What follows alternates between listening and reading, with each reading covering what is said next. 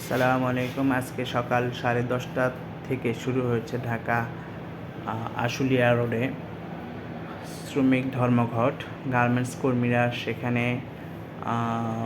ধর্মঘট করছে এবং তারা কিন্তু এই বলিভদ্র এবং এদিকে বাইপাইল এই অংশের রাস্তাটা তারা কিন্তু বন্ধ করে দিয়েছে। ফলে এখানে প্রচুর জ্যামজট অলরেডি শুরু হয়ে গিয়েছে। কোনো যানবাহন তারা পার হতে দিচ্ছে না। রাস্তায় অনেক কর্মী তারা ইট রেখে রাস্তা নষ্ট করছে এবং ইট বিছিয়ে তারা রাস্তাকে ব্লক করে দিচ্ছে, যাতে করে কোনো গাড়ি এই রোডে যাতায়াত করতে না পারে। এবং দেখে মনে হচ্ছে যে এটা একটা দীর্ঘমেয়াদী একটা প্রবলেম আজকে হবে। যদিও দুই একটা অ্যাম্বুলেন্স যাতায়াত করছে, কিন্তু কোনো অন্যান্য গাড়ি তারা কিন্তু পার হতে দিচ্ছে না।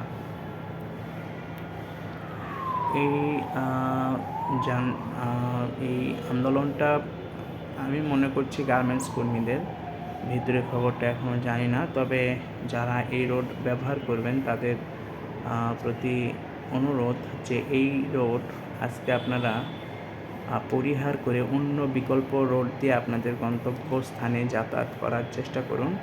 আদারওয়াইজ আপনারা কিন্তু এই ভোগান্তিতে পড়বেন। এর আগে দেখা গিয়েছে গার্মেন্টস কর্মীরা যখন আন্দোলন করে, সেটা কিন্তু 2 দিন 3 দিন যাবতও কিন্তু আন্দোলনটা স্টে করে এবং এখনও পর্যন্ত কিন্তু এখানে কোনো পুলিশ বা আর্মি কিন্তু আসে নাই।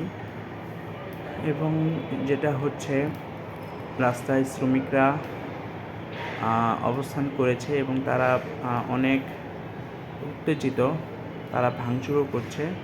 সুতরাং যাদের গাড়ি আছে তারা নিয়ে আসলে হয়তো বা আপনাদের গাড়ি ভেঙে দিলেও দিতে পারে। সুতরাং এই রাস্তাটিকে আজকে আপনারা অ্যাভয়েড করার চেষ্টা করুন।